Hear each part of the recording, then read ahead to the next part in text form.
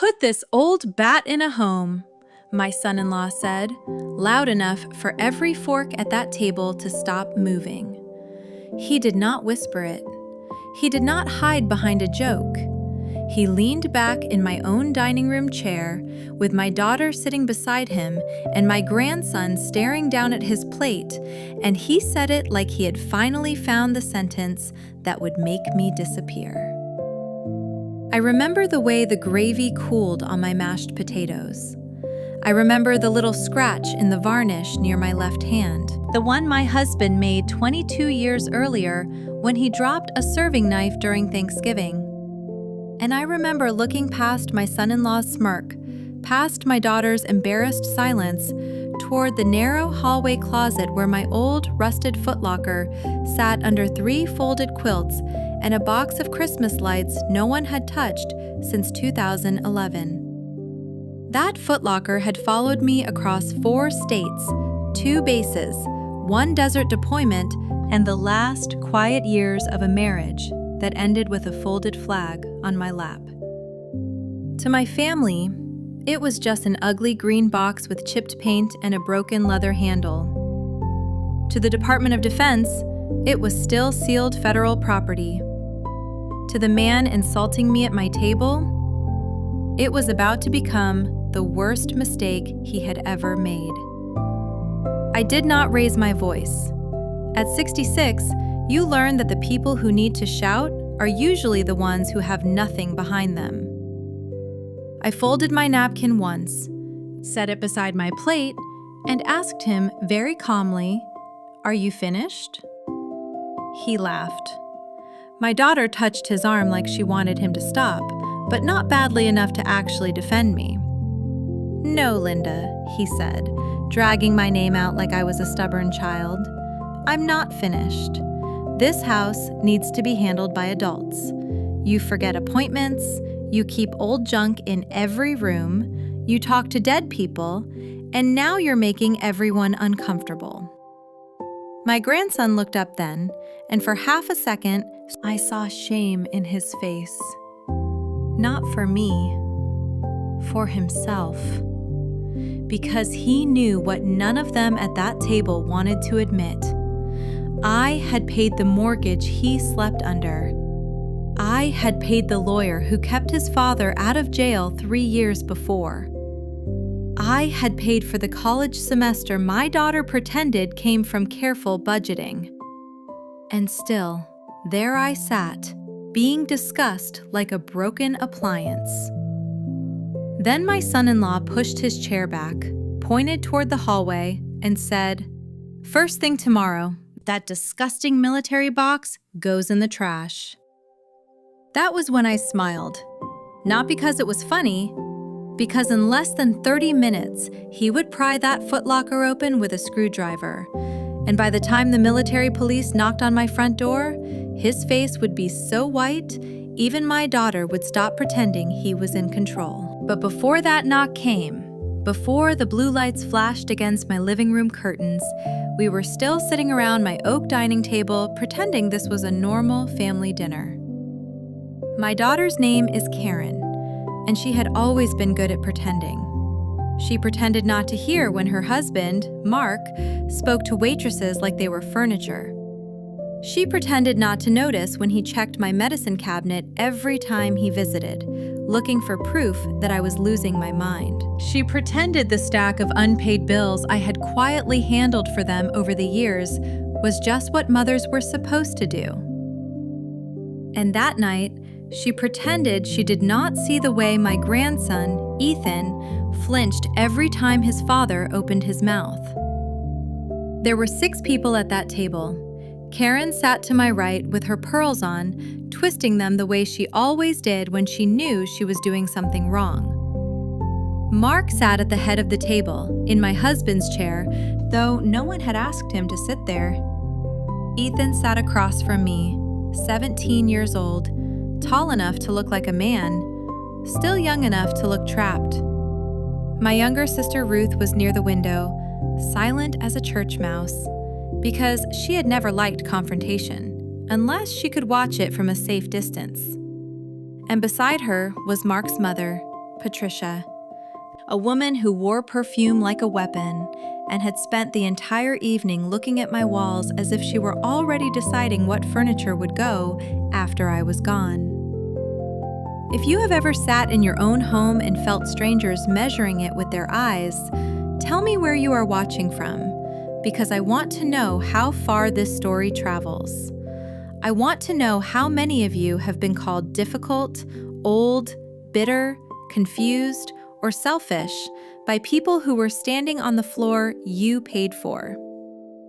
That dining room had been mine since 1989. My husband, Daniel, and I bought the house when the kitchen still had yellow tile and a furnace that sounded like an angry truck.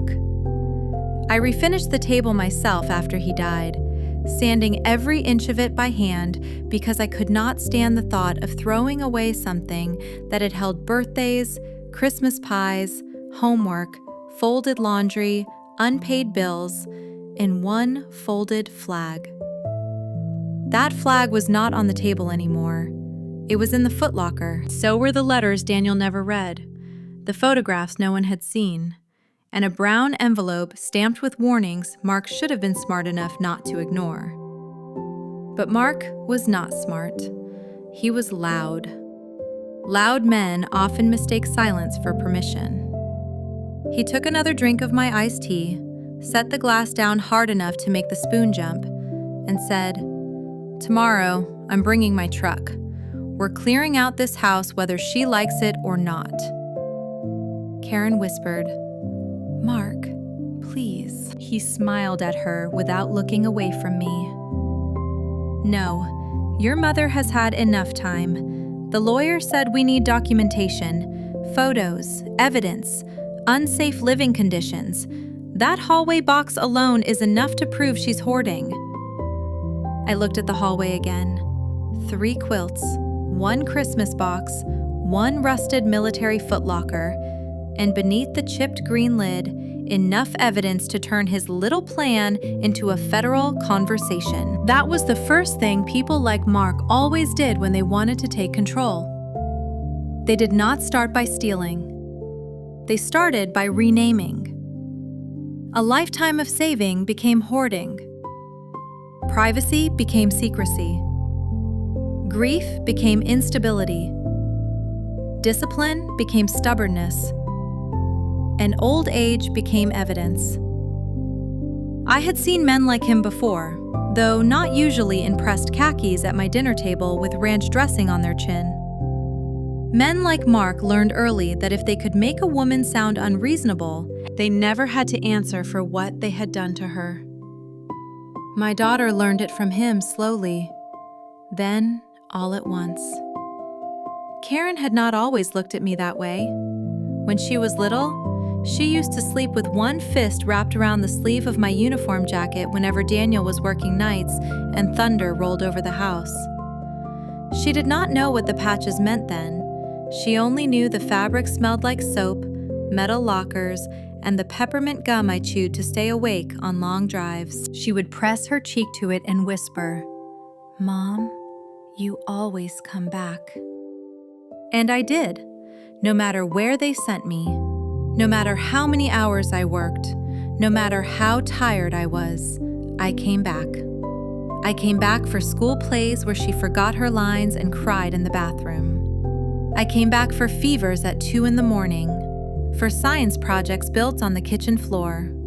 For the first time, a boy broke her heart and she tried to pretend she had allergies. Daniel used to joke that I could pack a duffel bag, fix a sink, balance a checkbook, and scare a grown man into standing up straight before breakfast.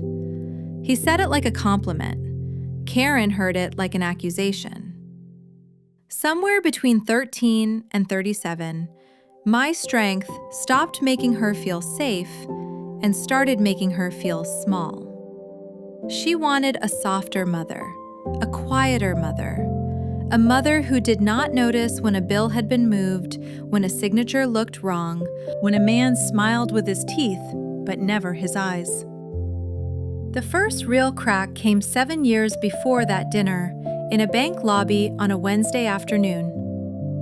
Karen called me crying from the parking lot, saying Mark had made a mistake with their mortgage payment. That was the word she used, mistake. They were 3 months behind. There was a foreclosure notice folded in her purse and a toddler car seat in the back, though Ethan was already 10 and much too tall for it. She kept it there because she said it reminded her of when life was simpler.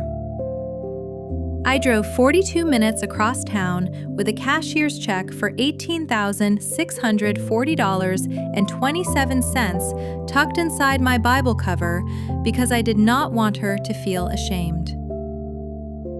I sat beside her in front of a loan officer named Mr. Kellerman, a thin man with silver glasses and a voice like dry paper, and I listened while Mark explained that family helps family, and that I should not make a scene about repayment because money doesn't matter when blood is involved. I remember Karen staring at her hands. I remember the pale pink polish chipped on her thumb. I remember wanting her to look at me and say thank you, not for the money, but for coming. She never did. Mark did, though. He smiled across that desk like a man taking inventory. That was the day he stopped seeing me as Karen's mother and started seeing me as a resource with wrinkles. After that came smaller withdrawals, each one dressed as an emergency. $400 for Ethan's summer camp deposit, $900 for a transmission Mark swore he would repay by Friday, $1,200 for a medical bill that turned out to be a weekend in Myrtle Beach. Then the big one, 3 years before the dinner, when Mark called me from the county jail at 1:17 in the morning and said there had been a misunderstanding outside a bar. Karen was sobbing so hard I could barely make out the words. Assault charge, witnesses, public defender. I did not ask questions on the phone. I had learned long ago that panic makes people lie badly.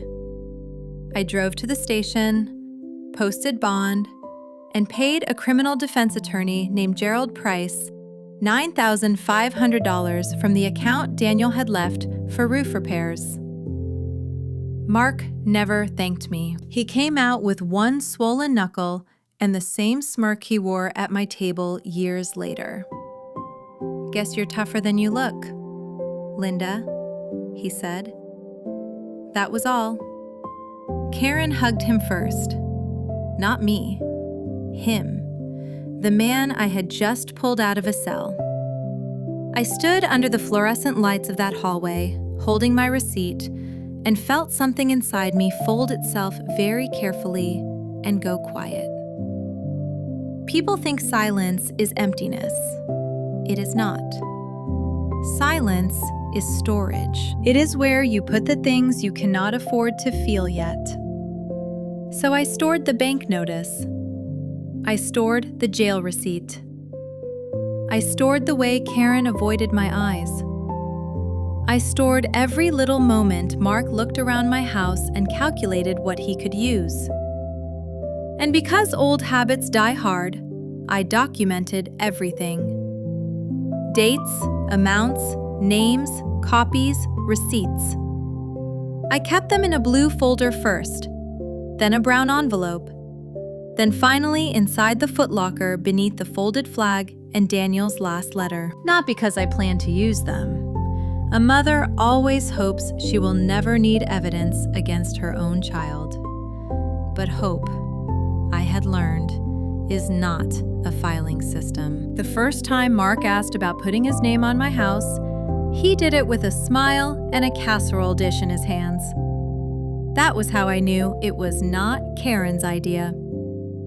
My daughter never brought food unless she felt guilty, and that afternoon she carried a pan of dry chicken tetrazzini into my kitchen like it was a peace offering from a country that had already invaded. Mark came behind her with a yellow folder tucked under his arm and that salesman brightness in his eyes. He kissed my cheek without touching me, set the folder on the counter, and said, "Linda, we need to talk about protecting you." "Protecting me?"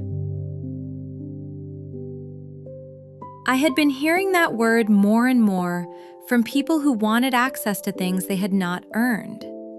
He said the neighborhood was changing. He said property taxes were going up. He said scams against elderly homeowners were everywhere, and that I was exactly the kind of person criminals targeted because I was trusting. I almost laughed at that. I had slept in tents where the wind carried sand through the seams. I had learned to read a man's intent from the way he shifted his weight before reaching for a door. I had once driven a convoy through a blacked-out road with no headlights and 2 frightened 19-year-olds praying in the back seat. But according to Mark, I was too trusting to understand a property tax bill. Karen stood by the sink, scraping at a spot on the casserole lid with her thumbnail, saying nothing. The folder contained a quitclaim deed, not a medical plan, not a power of attorney draft, a quitclaim deed. My name at the top, Karen's name and Mark's name waiting below it, and a little blue sticky note where I was supposed to sign away the only house Daniel and I had ever owned. It doesn't change anything day to day, Mark said. You'd still live here. Still live here, in my own house. He said it like a kindness. He said it like he was offering me a chair in a room I had built. I looked at Karen then and asked, "Is this what you want?" She did not answer directly. That was becoming her specialty. "Mom, it's just practical," she said. "If something happens to you, we don't want to deal with probate." Probate. Not grief, not loss. Not what happens to the woman who raised me. Probate. That word sat between us on the kitchen counter beside the casserole, and something in me went colder than anger. Anger is hot. Anger makes you say things too soon. Cold lets you listen. So I listened while Mark explained how expensive attorneys were, how complicated estates became, how Ethan's future could be protected if I would just stop being so suspicious. I asked him who prepared the papers. He said a friend. I asked for the friend's name. He said that was not important. I asked why his name was on the deed if this was about Karen. His smile tightened then. Not enough for Karen to notice, but enough for me. Because I'm her husband, he said. We make decisions together. I folded the sticky note over once and slid the folder back to him. Then decide together somewhere else, I said. Karen cried in the car before they left the driveway. I watched through the lace curtain while Mark stood beside the passenger door, waving his hands, angry that his first clean grab had not worked. 2 weeks later, the small things started disappearing. Not enough for a police report, just enough to make me question myself if I were the kind of woman Mark needed me to be. Daniel's silver cufflinks vanished from the dresser tray. A box of old tax records moved from the office shelf to the garage. The spare key under the ceramic frog disappeared. My checkbook was not where I kept it. Karen said I probably misplaced everything. Ruth said aging was hard on everyone. Patricia suggested, with that perfume-heavy pity in her voice, that maybe it was time for a safer environment. That phrase began appearing often. Safer environment. It came in phone calls, in emails, in little comments over coffee. Karen would say, "Mom, wouldn't it be nice not to worry about stairs?" Mark would say, "There are communities now where people your age can have supervision." Patricia would say, "A woman alone in a house like this is just asking for tragedy." They spoke as if the house were a loaded gun and I were a child playing with it. Then came the inspection. I did not invite him. Mark showed up one Saturday morning with a clipboard, a phone, and a man named Dennis who claimed to work in senior home safety assessments. Dennis never showed me a business card.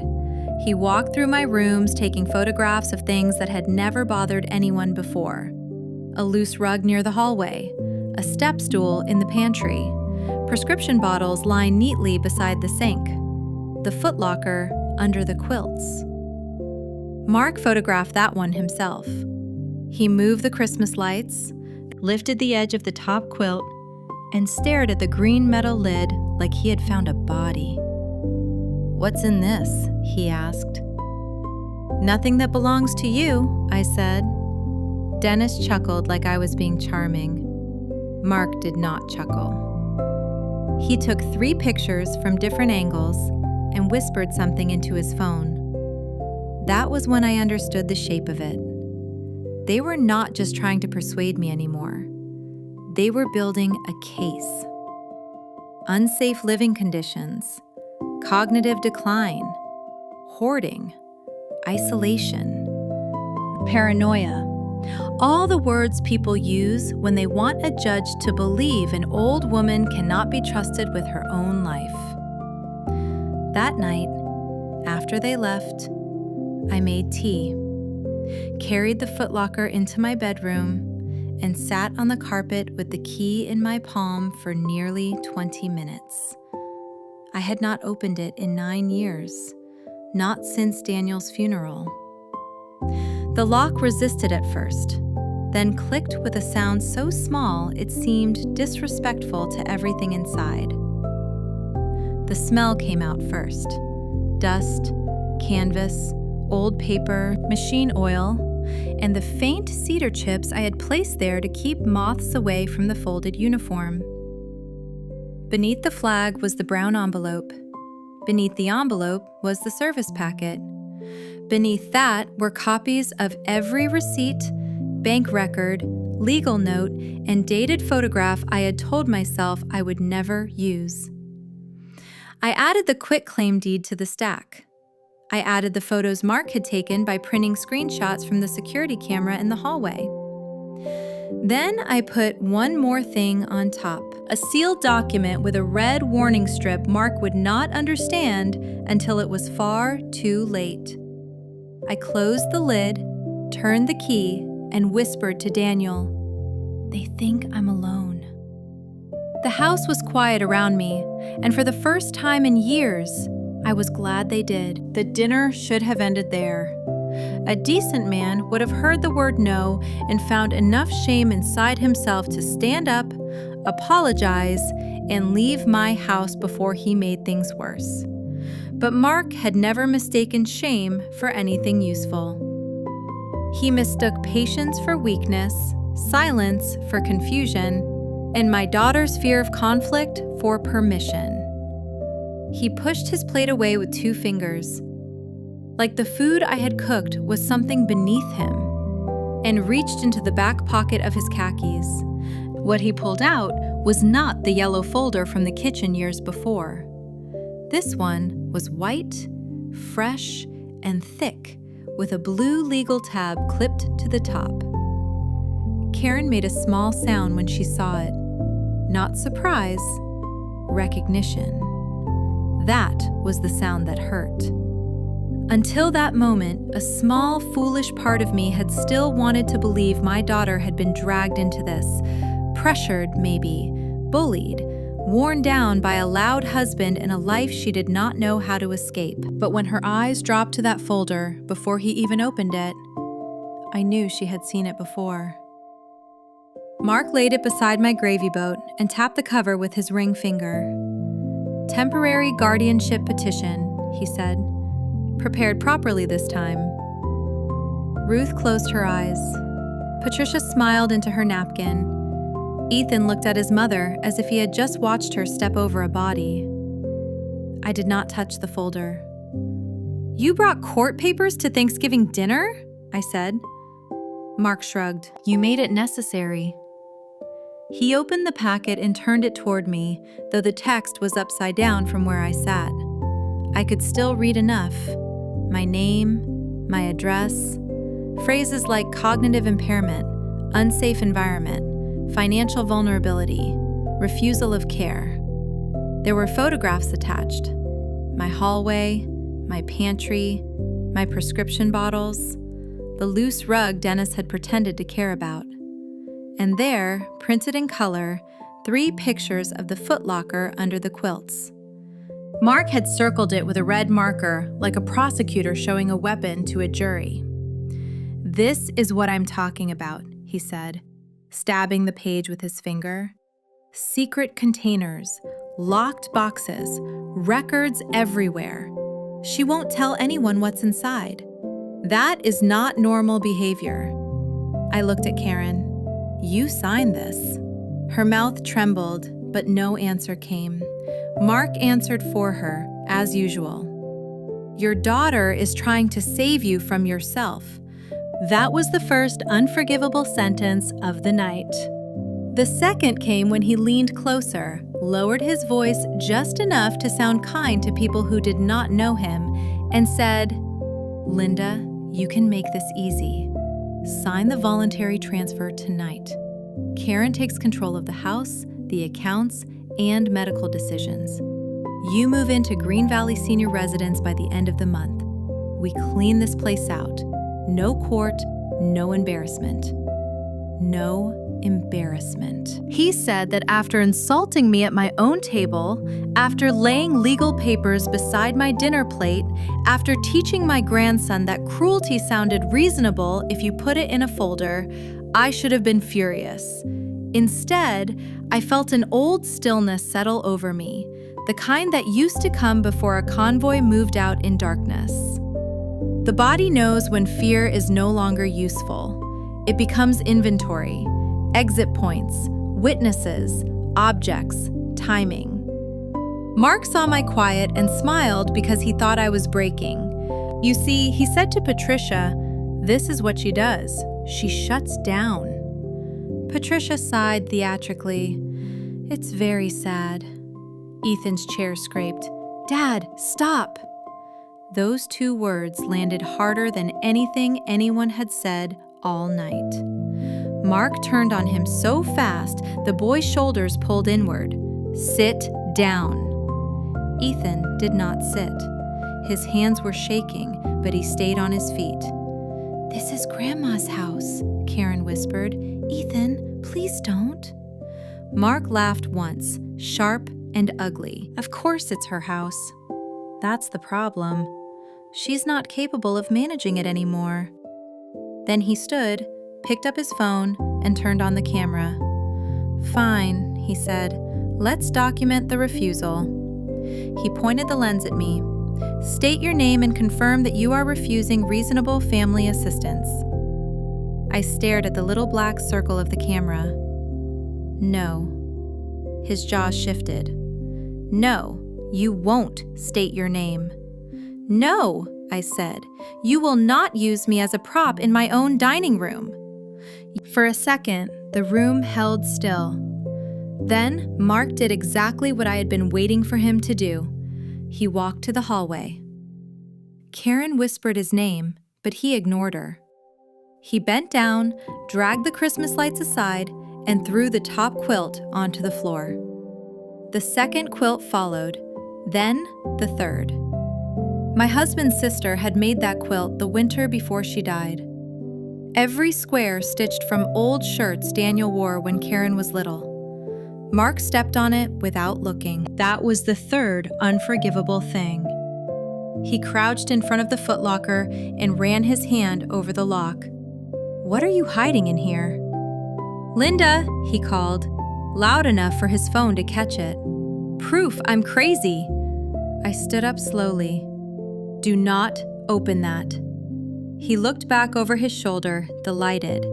"There it is." "Paranoia," Ruth whispered. "Mark, maybe leave it," Patricia said. "If she has nothing to hide, she shouldn't mind." Karen was crying silently now, but tears without action are just decoration. Mark pulled a flathead screwdriver from his pocket, not from my drawer, from his pocket. He had brought it with him. That small detail told the whole story. This was never dinner. This was an operation. He wedged the tip beneath the lock plate and twisted. The metal gave a dry, protesting crack that seemed to travel through the floorboards and into my bones. I did not move to stop him. I did not shout. I only looked at the clock on the wall, 7:42 p. Years of training do strange things to memory. It records the time when civilians think time no longer matters. Mark twisted again, harder. The old lock snapped. Ethan said, "Dad, don't!" But the lid was already rising. Mark lifted it with both hands, wearing the triumphant grin of a man who believed every locked thing in a woman's life existed for him to violate. The first thing he saw was the folded flag. Under that, the brown envelope. Under that, the red warning strip across the sealed packet. His grin faltered just a little. Not enough for the others to see, but I saw it. I had spent a lifetime watching faces change at the exact moment confidence met consequence. Mark reached into the footlocker anyway, and the second his fingers touched that sealed document, the security sensor I had placed under the lid sent a silent alert to a number I had not called in 9 years. If you have ever watched someone mistake your silence for weakness, type silent in the comments. Because this was the moment I stopped being a mother at a dinner table and became the woman I had spent most of my life training myself not to be inside my own home. Mark did not know about the sensor. Of course he did not. Men like him believe technology only counts when they understand it. He saw an old box, an old woman, an old house, and a family too tired or too frightened to stop him. He did not see the narrow magnetic strip I had placed beneath the left hinge 3 weeks earlier after he photographed the footlocker during his fake inspection. He did not see the small black transmitter taped under the cedar tray. He did not know that when he cracked the lid past 2 inches, it sent a time-stamped alert to my phone, to the hallway security camera, and to a retired provost marshal named Evelyn Hart, who owed me nothing except the truth. Evelyn had been a captain when I last served under her, sharp-eyed, humorless, and built like the kind of woman who could make a room full of young soldiers remember their mothers and fear God at the same time. She was 72 now, living 30 miles away with 2 rescue dogs and a porch full of tomato plants. But her mind still filed facts faster than most clerks filed paper. When Mark first started taking pictures of my house, I called her. Not to complain, not to cry. I told her exactly what had happened, exactly what he had photographed, and exactly what was inside that footlocker. Evelyn had been quiet for a long moment. Then she said, "Linda, if that packet is what I think it is, you do not let him touch it without witnesses." So I made sure there would be witnesses. I moved the hallway camera 3 degrees to the left so it caught the closet, the table, and anyone standing between them. I replaced the dead batteries in the old living room clock because the camera audio picked up better when the ticking covered the refrigerator hum.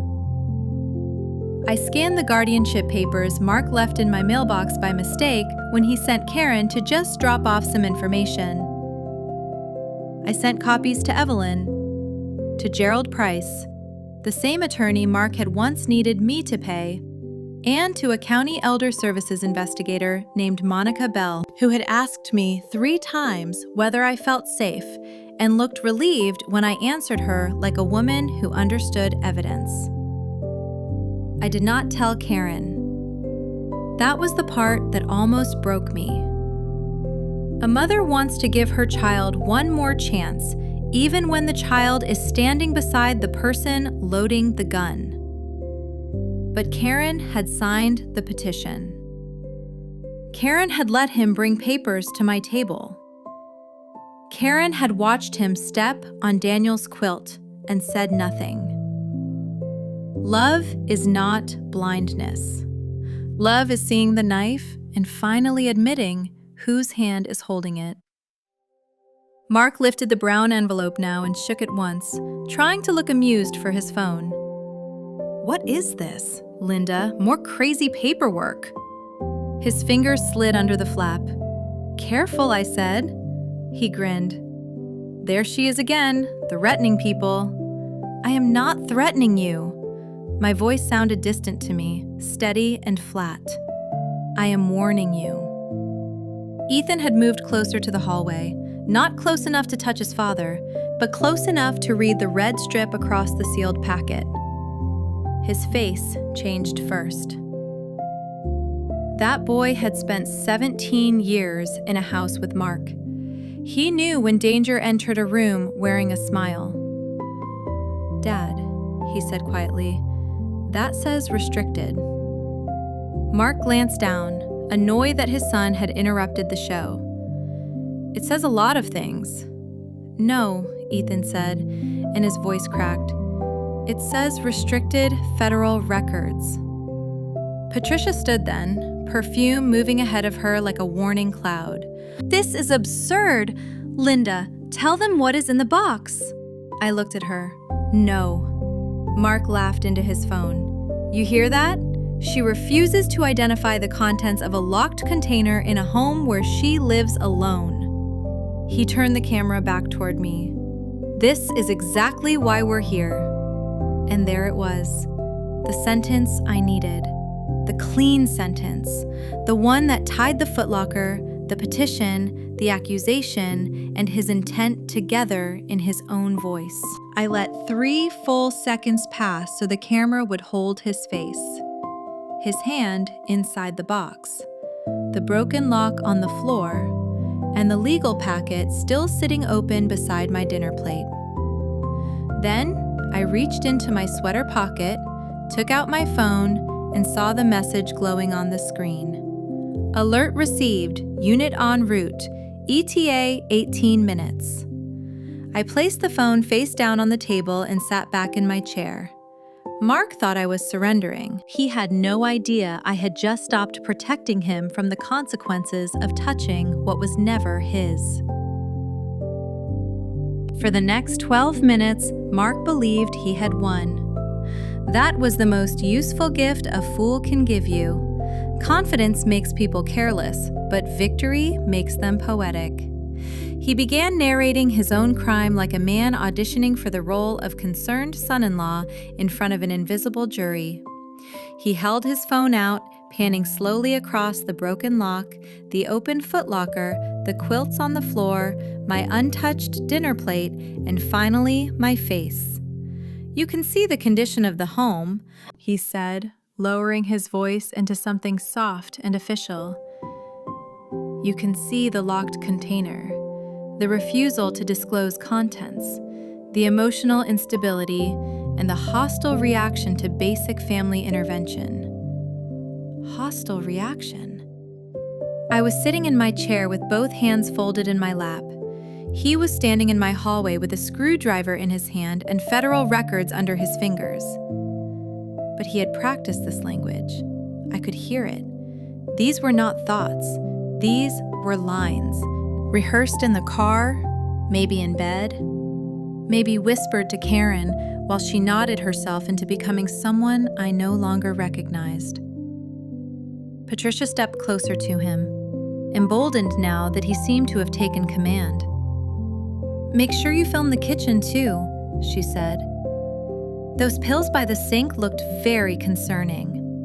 "They are blood pressure medication," I said. "Exactly," Patricia replied, as if that proved something. Ruth looked at me then, finally, with watery eyes full of apology she had not earned. "Linda," she whispered, "maybe if you just explain what's in the box, this can calm down." I almost laughed. There is a special kind of betrayal that comes from people who call themselves neutral while watching someone else hold the knife. Ruth had always been that way.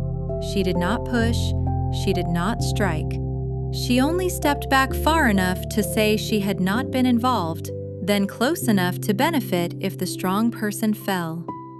Mark pulled the brown envelope from the footlocker and dumped its contents onto the hallway floor. Receipts slid across the hardwood. Bank statements, copies of checks. The jail bond paperwork with his name printed clearly in black ink. The quitclaim deed from the casserole day. security camera stills, the guardianship petition draft with Karen's signature on the third page. One photograph turned face up near his shoe. Karen at 7 years old, asleep on the couch with my uniform jacket tucked under her chin. For 1 second, my daughter looked at it. Just one. Then Mark stepped over it. "This is exactly what I mean," he said. "She's been collecting things. Obsessive documentation, paranoid files. She's been building some kind of case against her own family." Karen flinched at that, because part of her knew why the case existed. Ethan bent down, picked up the old photograph, and held it like it was something breakable. Mark saw him. "Put that down. It's Mom," Ethan said. "I said put it down."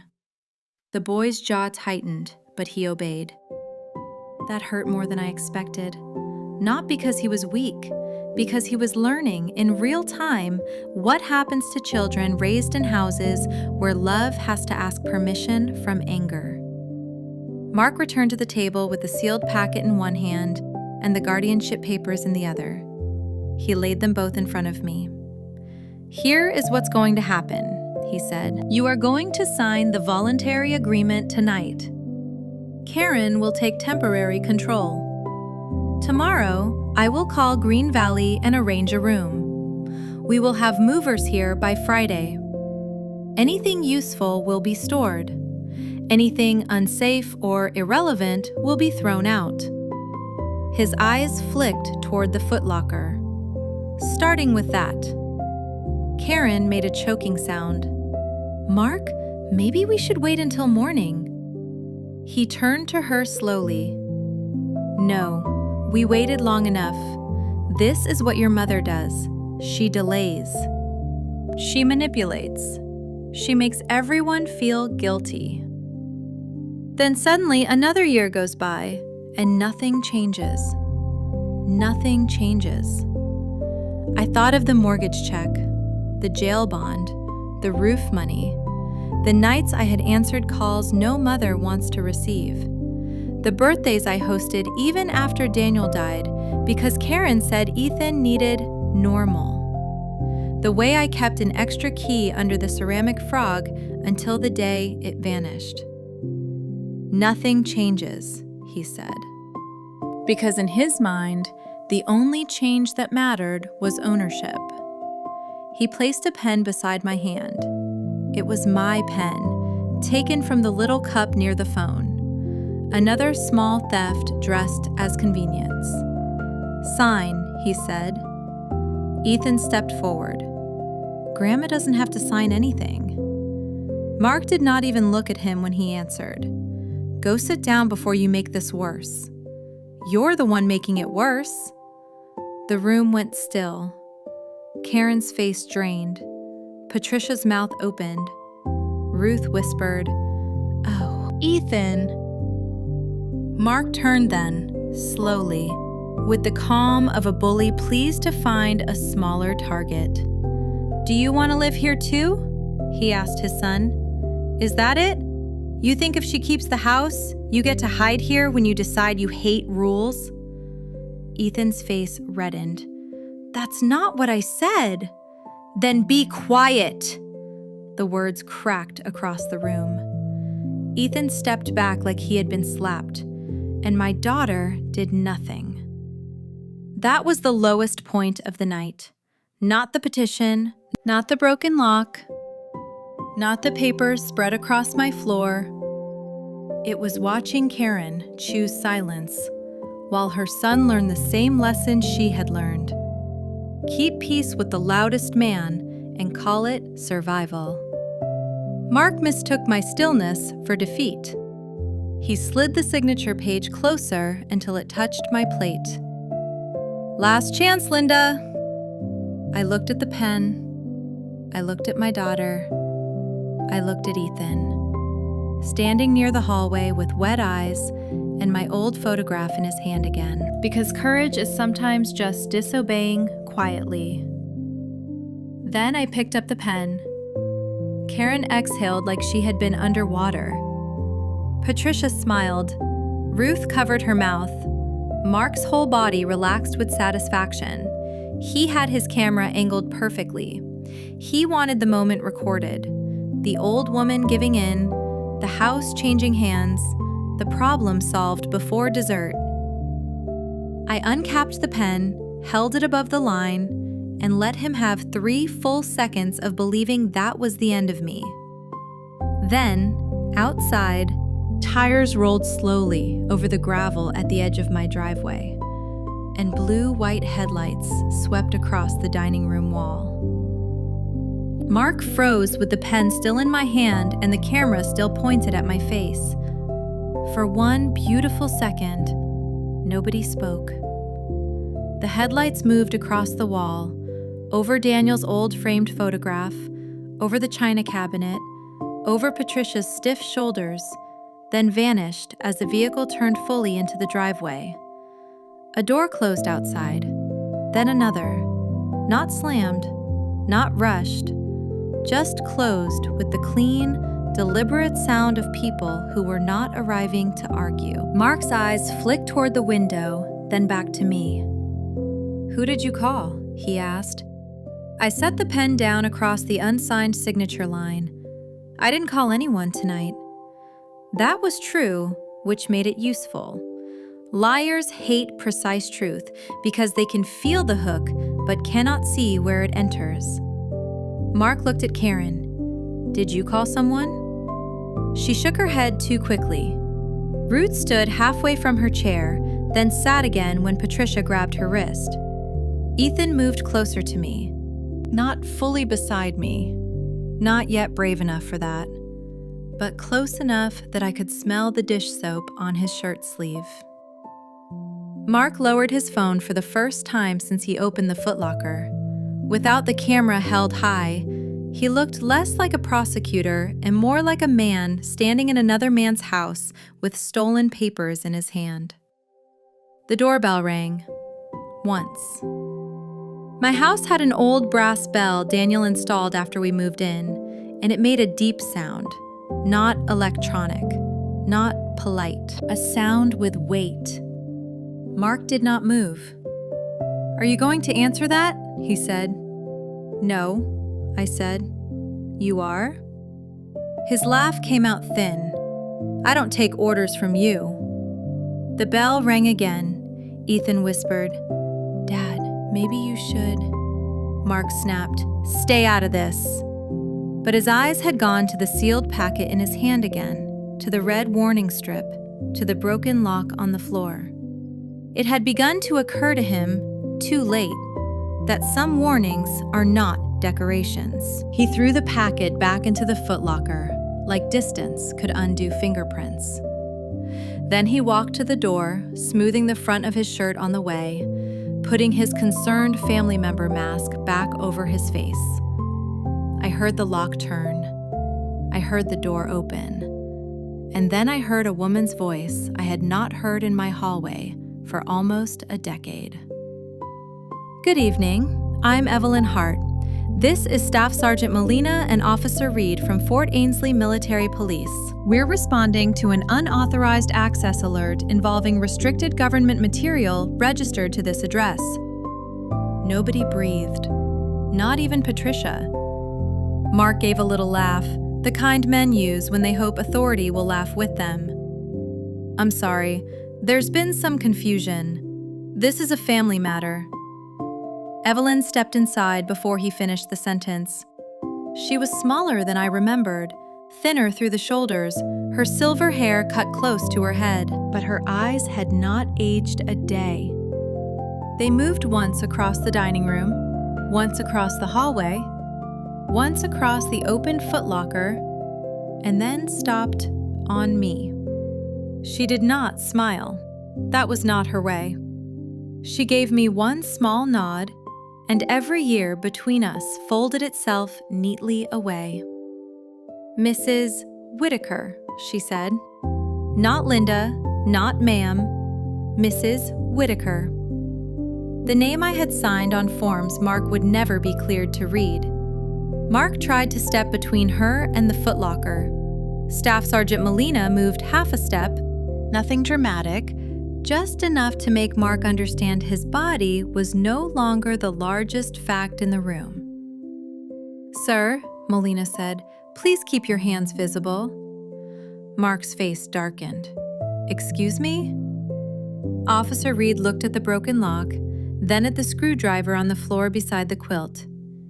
"Is that your tool, sir?" Mark looked down as if the screwdriver had betrayed him by existing. "I used it to open an old box in my mother-in-law's house because we are documenting unsafe conditions for a guardianship filing." He said it cleanly, confidently, one last time. That was the final gift. Evelyn turned her head slowly toward the dining table, where the open petition still sat beside my plate. The camera phone lay recording near Mark's glass, and the signature page remained unsigned beneath the pen. "A guardianship filing," she repeated. "Yes," Mark said, relieved by the sound of official words. "She's unstable. She refuses basic assistance. She keeps secret documents in locked containers, and we have serious concerns about her mental fitness." Karen made a sound like she might be sick.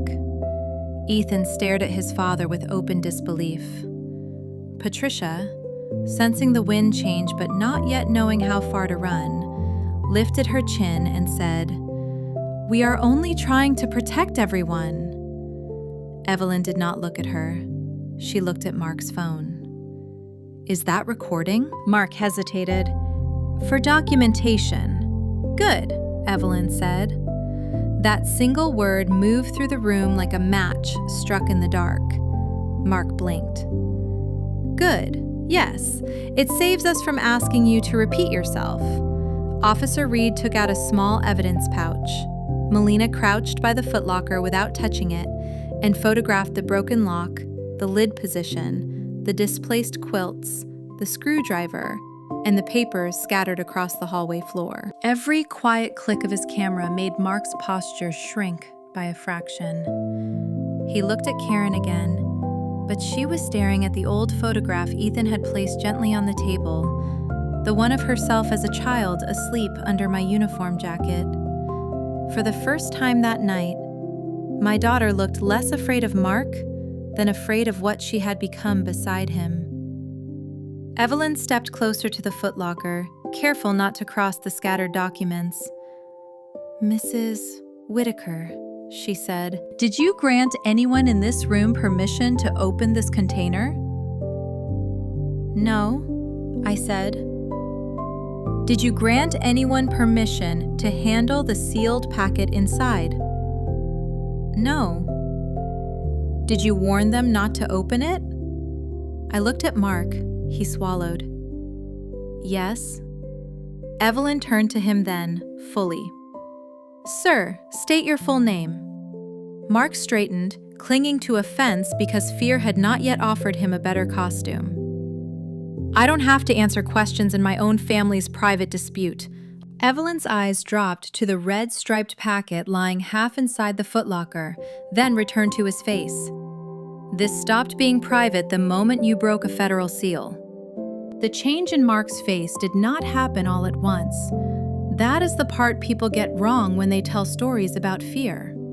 They think a man hears one sentence and instantly collapses, but real fear arrives in layers. First came irritation, because his mind still believed this was a misunderstanding he could talk over. Then came confusion, because Evelyn Hart did not blink, did not soften, did not ask his permission to continue.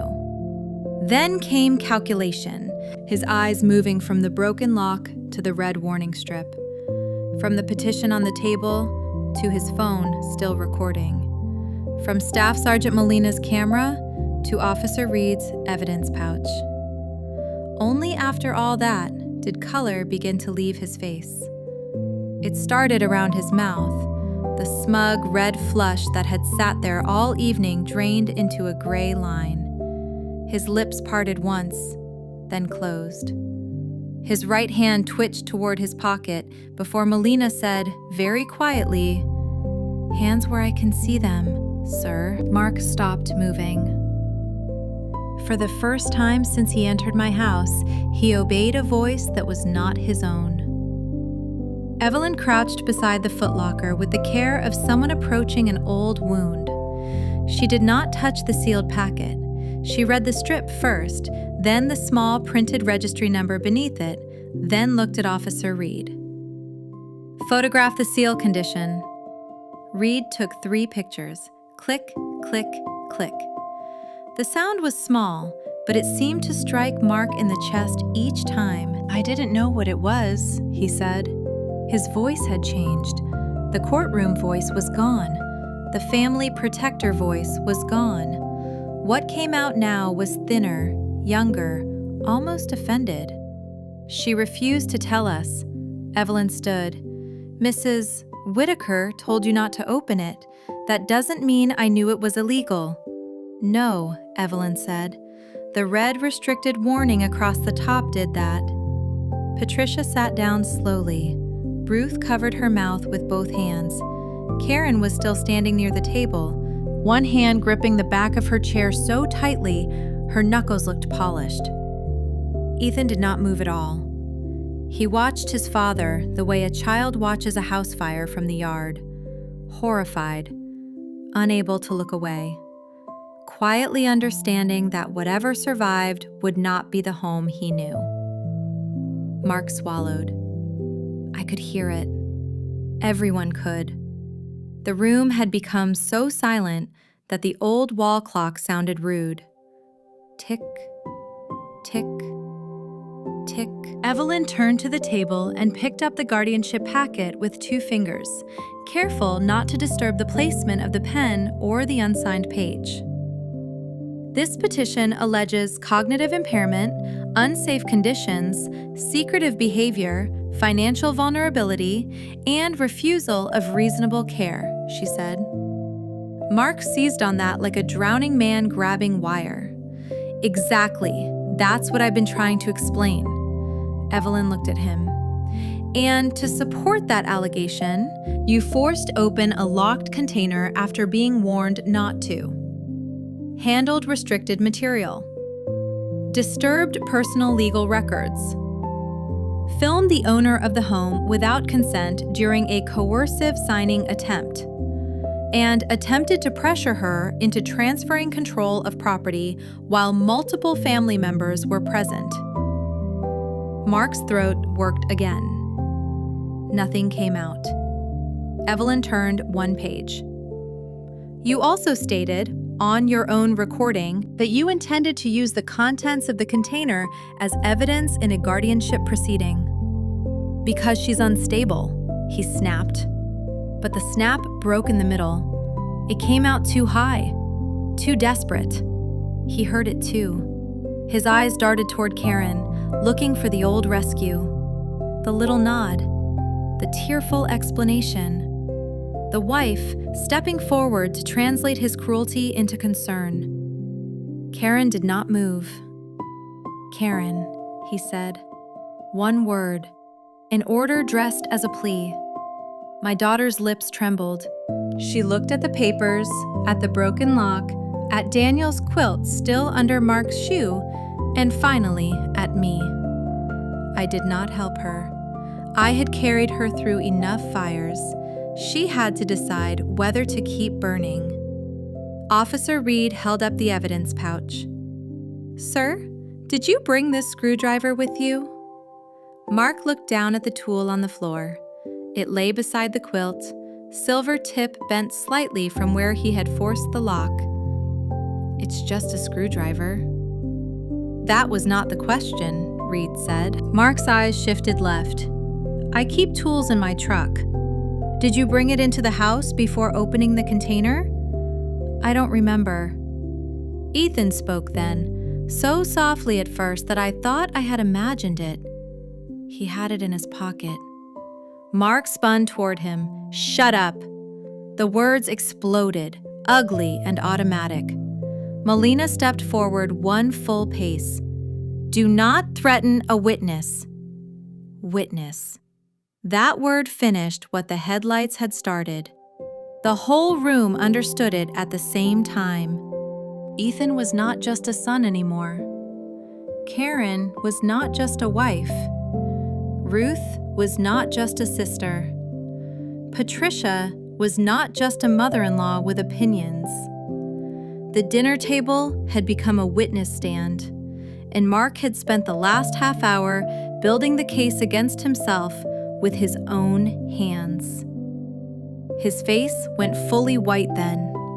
Not pale in the polite way people say when someone is shocked. White like flour dust. White like candle wax. White like the blood had retreated from his skin and left him wearing a mask that no longer fit. A bead of sweat slid from his temple down to the edge of his jaw. His fingers opened and closed once, then twice, as if searching for something to hold. There was nothing. He stepped back and his heel caught the edge of the fallen quilt. For a second, he windmilled, one arm jerking outward, and the phone slipped from his hand onto the carpet with a dull thud. The screen stayed lit, still recording. Evelyn looked at it, then back at him. "Good," she said again. Mark's mouth moved. "Linda," he said. Not Mom, not Mrs. Whitaker, not even the mocking Linda he had used all evening. This was smaller, wetter. "Tell them this is a misunderstanding." I looked at the broken lock.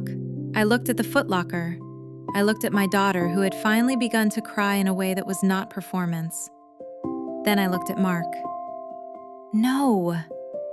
He blinked like I had slapped him. "You can fix this." "I know." The answer confused him for half a second, just long enough for me to enjoy the truth of it. "I am fixing it." Evelyn gave the smallest nod to Officer Reed, who stepped toward Mark with the evidence pouch in one hand and a calmness that made panic look even uglier by comparison. "Sir, you need to step away from the container and place both hands on the dining table." Mark looked around the room then, truly looked, maybe for the first time all night. Patricia would not meet his eyes. Ruth stared at the floor. Ethan stood beside me now, shoulder almost touching mine. Karen held the old photograph against her chest with both hands. There was no army left behind him, only paper, only video, only the exact words he had been proud enough to say out loud. His knees seemed to soften. His left hand landed on the table first, fingers spread beside the gravy boat. The right followed more slowly, trembling so hard the silverware clicked against the plate. That tiny sound, metal against porcelain, was the moment the room knew he was finished. Mark kept his hands on my dining table while Officer Reed read him the consequences in a voice so calm it made his panic look childish. No one yelled. That was the strangest part. After all his noise, after all his speeches about protection and concern and family responsibility, the end of him in my house arrived quietly, with evidence bags, photographs, and a trembling man staring down at gravy cooling beside his wrists. Evelyn did not dramatize it. She secured the packet, verified the registry number, and had Melina collect the broken lock, the screwdriver, and Mark's phone. A county deputy arrived 12 minutes later, called by Officer Reed. Because once the guardianship papers and the attempted coerced signing were on the table, the matter no longer belonged only to military police. Mark tried one last time when they guided him toward the door. "Karen," he said, voice cracking around her name. "Tell them I was helping." My daughter looked at him for a long time. Then she looked at me, then at Ethan, and finally, with a face I did not recognize but should have seen years earlier, she said, "No, Mark. It was not redemption. Do not misunderstand me. One correct word at the end of a long betrayal does not rebuild what silence destroyed.